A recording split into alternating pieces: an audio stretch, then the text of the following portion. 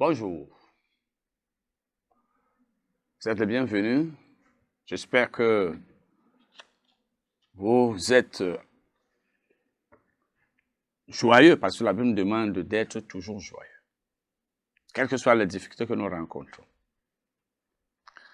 Nous allons continuer notre enseignement sur les offrandes agréables à Dieu. Nous avons lu dernièrement Exode 25, versets 1 à 3 et verset 8. Parce que nous avions commencé à parler des offrandes pour l'œuvre de Dieu. Qu'est-ce que l'œuvre de Dieu? Je vous ai dit qu'il y a une différence entre l'œuvre de Dieu et les besoins de celui qui fait l'œuvre de Dieu.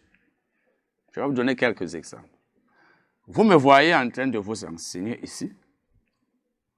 Pour que je vous enseigne par cette chaîne de télévision, je dois payer. Je dois verser une certaine somme d'argent à cette chaîne de télévision. Et c'est normal, parce que cette chaîne a des charges. Elle a des charges, elle a des employés, et leurs salaires font partie des charges. Elle peut être en location, il faut qu'elle paye le loyer. Il faut qu'elle paye l'électricité. Donc, moi donc qui passe ici, je dois leur verser une certaine somme d'argent. Parce que c'est l'œuvre de Dieu que je suis en train de faire quand j'enseigne la parole de Dieu. Vous devez donc, lorsque vous suivez ces enseignements, me faire des offrandes pour que je puisse payer cette chaîne de radio. Et si vous êtes de ceux qui aiment ce que j'enseigne, et vous voulez que je réussisse, non seulement vous soutenez pour que je puisse payer ici, mais vous le faites pour que je puisse aussi payer ailleurs parce que j'enseigne ailleurs. Donc, l'enseignement de la parole, c'est l'œuvre de Dieu. Lorsqu'une assemblée, comme certainement vous êtes membre d'assemblée, une assemblée est en location dans un bâtiment. Le loyer là, c'est l'œuvre de Dieu. Il faut payer. L'électricité, l'achat du matériel dans les assemblées, l'achat du matériel dans les différents ministères. Par exemple, dans mon ministère, pour que vous me voyiez, comme vous me voyez là, il faut qu'on me filme. Et pour qu'on me filme, il faut des caméras qui coûtent généralement cher. Il faut une salle d'enregistrement. Maintenant, lorsque vous êtes membre d'une assemblée, l'assemblée paye l'électricité. Elle paye peut-être le loyer. Le matériel dans l'assemblée. Le ministère, que ce soit une assemblée locale ou un autre, peut vouloir acheter un terrain pour l'œuvre de Dieu. L'achat du terrain, là, ça fait partie de l'œuvre de Dieu. Lorsque nous passons à des chaînes de radio, nous payons. Et ce sont les chrétiens qui doivent nous donner de l'argent pour le faire. Lorsque les prédicateurs voyagent, ils voyagent. Souvent, ils voyagent pour aller faire l'œuvre de Dieu. Il faut qu'ils aient les moyens et ce sont les chrétiens qui doivent le faire. Là, ce ne sont pas des offrandes faites pour les besoins des prédicateurs ou des enseignants. C'est des offrandes faites pour l'œuvre de Dieu. Et le prédicateur n'est pas censé prendre l'argent qu'on donne pour l'achat du terrain, qu'on donne pour le loyer du ministère et l'utiliser et le mettre dans sa poche. Parce que cela n'a pas été donné pour ses besoins. S'il l'utilise pour ses besoins, c'est un détourneur de fonds, c'est un voleur. Il a volé l'argent de Dieu. Il y a des cas comme ça où on apprend que les chrétiens ont donné de l'argent à un ministère, le pasteur n'en parle plus depuis, on ne sait pas où c'est parti, etc., etc. Si tu l'as fait pasteur, tu as volé. Donc voilà un peu quelques besoins qui font partie de l'œuvre de Dieu, quelques œuvres. Il y en a plusieurs. Vous-même, vous pouvez connaître les autres ou imaginer. Nous allons donc lire, ou du moins relire Exode 25, que nous avons lu dernièrement. Exode 25, versets 1 à 3. L'Éternel parla à Moïse et dit, parle aux enfants d'Israël qu'ils m'apportent une offrande. Vous la recevrez pour moi de tout homme qui la fera de bon cœur. Moïse était le dirigeant des Israélites, d'Israël. C'est par lui que Dieu parlait. Il lui disait, va dire à mon peuple. Et Moïse disait au peuple de Dieu. Dieu avait besoin d'un sanctuaire. Le sanctuaire, c'était la maison de Dieu, ce qu'on appelait à l'époque la maison de Dieu. C'était un peu la maison de Dieu. Alors, il fallait en construire donc une. Et il fallait des offrandes. Dieu a donc dit à Moïse, va dire à mon peuple, va lui demander de m'apporter une offrande. Que toute personne qui la fera de bon cœur la fasse. C'est-à-dire toute personne qui aura la bonne volonté, qui aura la volonté, qui voudra la faire volontairement. On verra ça dans les principes de donner. Il dit donc, au verset 3, voici ce que vous recevrez en offrande, de l'or, de l'argent et de l'airain. Vous pouvez lire ça jusqu'au verset 7, vous verrez qu'il y avait d'autres choses. Ça veut dire que lorsqu'on fait faire l'œuvre de Dieu, on fait par exemple construire un bâtiment. Par exemple, dans mon ministère, nous avons le projet d'achat d'un terrain et de construction. On aura besoin du bois, je veux dire des planches par exemple, mais pour l'instant, on a besoin d'argent. On a besoin d'argent. Parce qu'avec l'argent, on peut tout acheter. Mais lorsque le moment des travaux arrive, tel peut avoir de l'argent. L'autre, comme par exemple pour nous, c'est des dizaines de millions qu'il nous faut. C'est un terrain déjà situé quelque part. Tel peut avoir de l'argent. L'autre a des planches, parce qu'on en a besoin, souvent dans ce genre de travail. L'autre a des clous. Un autre a du ciment, etc. Un autre a du fer. L'autre a du sable, etc., etc. Donc, Dieu avait dit ici, voici les choses que vous devez apporter. Donc, lorsque nous avons un projet, par exemple, de construction, nous informons les chrétiens et nous leur disons, pour la construction de l'immeuble, pour la construction de la radio, ça fait partie des choses dont nous avons souvent besoin dans nos ministères, la construction d'une chaîne de radio, d'une chaîne de télévision. Nous avons besoin de ceci, cela. Et c'est ce qui avait donc été fait. Et chacun apporte ce qu'il a. Tel peut apporter peut-être 10 sacs de ciment, l'autre peut-être 50 sacs, un autre peut-être 10 camions, un autre peut-être 10 camions de sable. Chacun apporte ce qu'il a. L'autre lui donne de l'argent et avec cet argent, on peut acheter ce dont on a besoin. Nous allons continuer la lecture. Lisons maintenant le verset 8. Ils me feront un sanctuaire et j'habiterai au milieu d'eux. Ils me feront un sanctuaire. Un sanctuaire veut dire la maison, une maison où j'habiterai. Donc, c'était ce qui devait être fait. Bon, maintenant, nous allons à un autre passage, à 1 Chronique 29, versets 6 à 8. 1 Chronique 29, versets 6 à 8. 1 Chronique 29, versets 6 à 8. Là, c'était pour la construction du temple. C'était toujours la maison de Dieu. La construction du temple. Les chefs, on lit d'abord le verset 6. Les chefs des maisons paternelles, les chefs des tribus d'Israël, les chefs de milliers et de centaines, et les intendants du roi firent volontairement des offrandes. Ils avaient fait des offrandes. Comme nous l'avons vu dans Exode 25. quand il y a un projet dans l'église, quand il y a un projet, le pasteur, si c'est dans une assemblée locale, si c'est dans un autre ministère, le dirigeant du ministère informe toutes les personnes.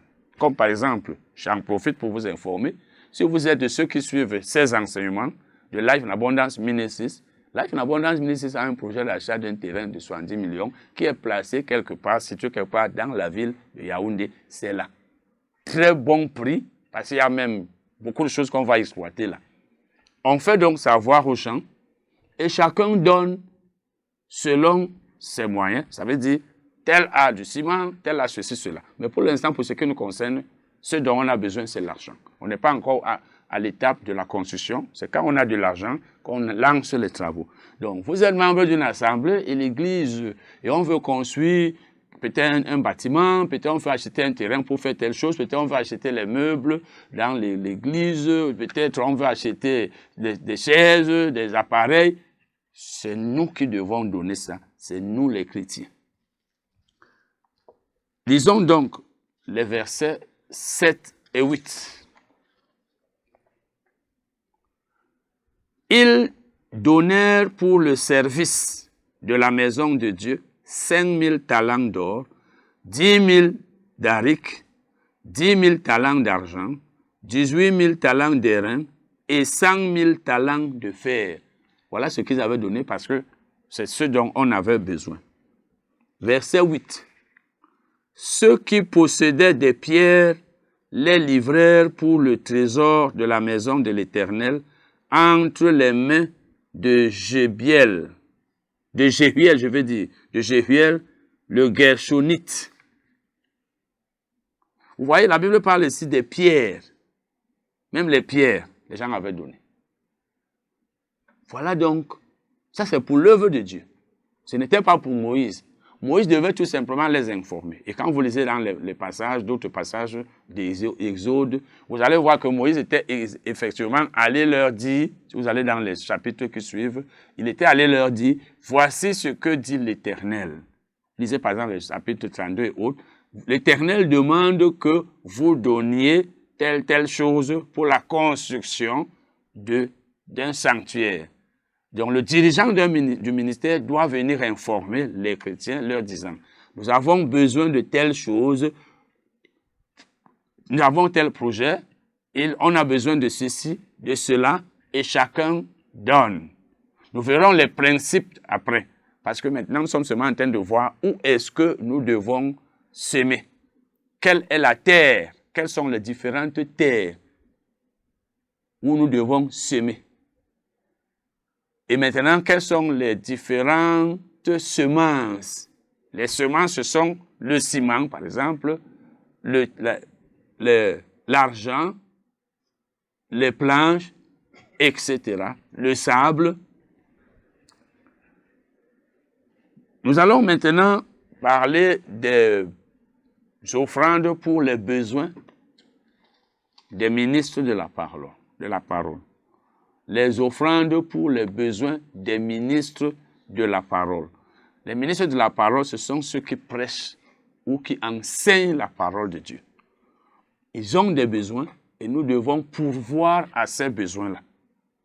Nous devons pourvoir à ces besoins. Là, ce n'est plus pour l'œuvre de Dieu. Maintenant, celui qui dirige le ministère, s'il fait une bonne distinction, il vous dira, il faut que nous fassions les offrandes pour l'œuvre de Dieu. Et quand vous lui donnez, ça ne doit pas être pour l'œuvre de Dieu. S'il ne fait pas de distinction, peut-être dans le ministère, on donne seulement tout. C'est lui qui sait comment, ce qu'il fera de l'argent. Et s'il sera fidèle au Seigneur, c'est là où peut-être il va beaucoup plus utiliser pour lui-même et il manquera de l'argent pour l'œuvre de Dieu parce qu'il est peut-être quelqu'un qui aime beaucoup l'argent. Mais en réalité, il faudrait que ce soit discerné, distingué, séparé. Nous allons lire 1 Corinthiens 9, versets 1 à 14. 1 Corinthiens 9, versets 1 à 14. 1 Corinthiens 9, versets 1 à 14. Ne suis-je pas, c'est Paul qui parlait ici, il parlait aux Corinthiens à qui il avait annoncé l'évangile. Ne suis-je pas libre? Ne suis-je pas apôtre? N'ai-je pas vu Jésus, notre Seigneur? N'êtes-vous pas mon œuvre dans le Seigneur? Paul voulait dire ici, à la dernière phrase, n'êtes-vous pas mon œuvre dans le Seigneur? Ça veut dire, n'êtes-vous pas mes enfants en Christ? Ne suis-je pas votre Père spirituel? Parce que quand vous lisez 1 Corinthiens 4, verset 15, vous verrez que Paul leur a dit, si même vous auriez 10 000 maîtres en Christ, vous n'avez qu'un seul maître, vous n'avez qu'un seul Père, parce que c'est moi qui vous ai engendré en Jésus-Christ par l'évangile. C'est Paul qui leur a annoncé l'évangile, je dis bien aux Corinthiens, et ils sont nés de nouveau, sont devenus enfants de Dieu. C'est pourquoi il leur dit ici, n'êtes-vous pas mon œuvre dans le Seigneur? Donc vous êtes mon œuvre, c'est moi qui vous ai prêché pour que vous naissiez de nouveau. Verset 2. Si pour d'autres je ne suis pas apôtre, je le suis au moins pour vous, car vous êtes le sceau de mon apostolat dans le Seigneur. Oui, si les autres peuvent dire que je ne suis pas apôtre, ça, mais vous ne pouvez pas le dire, parce que c'est grâce à mon ministère apostolique que vous êtes nés de nouveau. Verset 3. C'est là ma défense contre ceux qui m'accusent. Donc, si les gens m'accusent, je peux me défendre quand même en disant, j'ai implanté une église à Corinthe. C'est moi qui ai annoncé l'évangile là-bas pour la première fois. Les Corinthiens sont mes enfants. C'est ce que Paul voulait dire. C'est maintenant, lisons les versets 4, 5 et même 6. N'avons-nous pas le droit de manger et de boire? N'avons-nous pas le droit de manger et de boire? N'avons-nous pas le droit de mener avec nous une sœur qui soit notre femme, comme font les autres apôtres et les frères du Seigneur et Céphas? Ou bien est-ce que moi seul et Barnabas, nous n'avons pas le droit de ne point travailler? Paul voulait dire ici, Barnabas et moi avons le droit de manger et boire. Donc on ne doit pas rester là affamé et assoiffé. En fait, comme vous allez le voir, c'était pour les amener à leur dire qu'ils devaient leur faire des offrandes pour qu'ils puissent manger et boire. Barnabas et lui, parce qu'ils étaient des apôtres, ils faisaient l'œuvre de Dieu. N'avons-nous pas le droit de mener? Donc, il voulait aussi dire, nous avons aussi le droit de nous marier, comme le font ou comme l'ont fait Pierre et les autres, ils se sont mariés. Donc, mais c'est nous qui ne voulons pas nous marier. Paul dit aussi, ou bien est-ce que moi seul et Barnabas, nous n'avons pas le droit de ne pas travailler? Paul voulait dire, Barnabas et moi avons aussi le droit de ne pas travailler. C'est-à-dire, on reste là, on ne travaille pas, on ne fait pas un travail qui nous rapporte de l'argent, parce qu'on fait l'œuvre de Dieu. Donc, ne pensez pas que si nous, on travaille, c'est parce qu'on est obligé. C'est parce qu'on n'a pas le droit de rester sans travailler.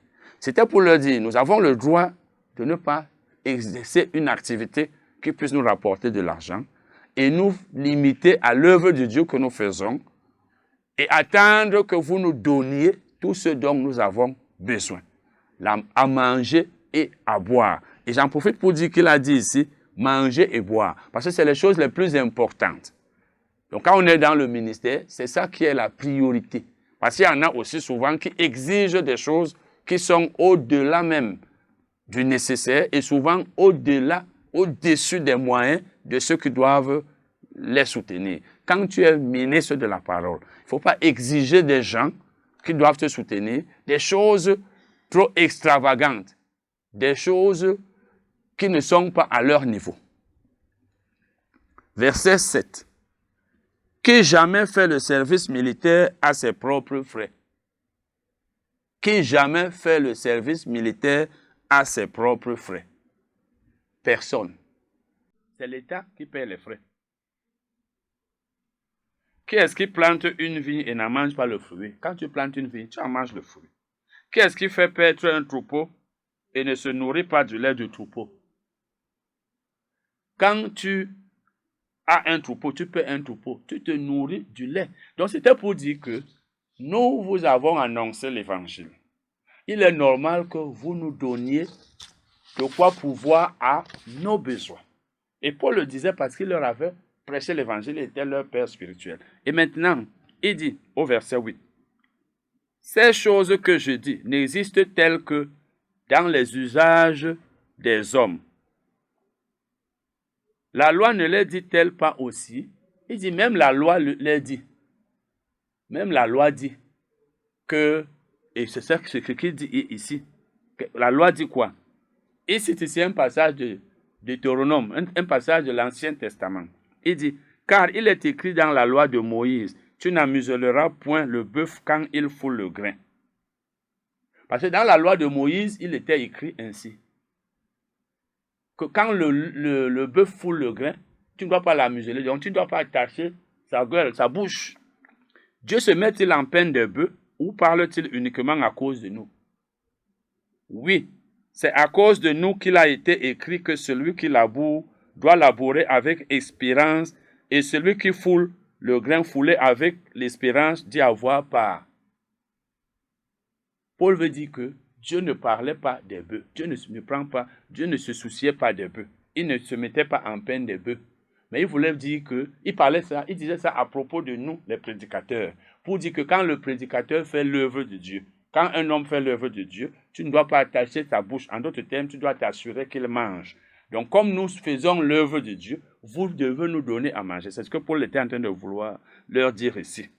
Et que celui qui laboure doit labourer avec l'espérance. Donc, en fait, quand tu fais l'œuvre de Dieu, tu dois la faire espérant recevoir quelque chose de ceux pour qui tu l'as fait. Vous voyez tout ce que Paul dit ici.